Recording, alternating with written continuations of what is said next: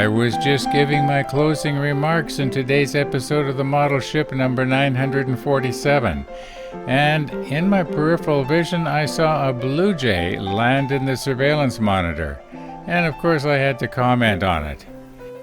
Oh my goodness, we got a blue jay on the bird feeder. Well, I'll have to show you that tomorrow. I hope it stays there for a while. Now, I was really glad that I'd adjusted the camera a little bit lower. I'd done that with the blue jay in mind. Wanted to get that big, long, beautiful tail. And we got most of it.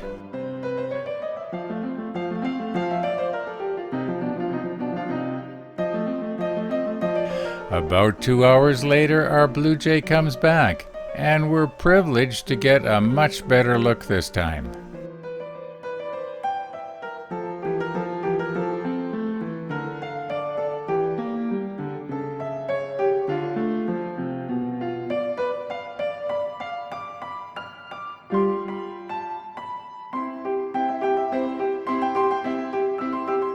Now, as for the bird feeder itself, the only changes I've made to it is I put a squirrel guard on the post, and I'm starting to use black oil sunflower seeds as well as the regular wild bird mix.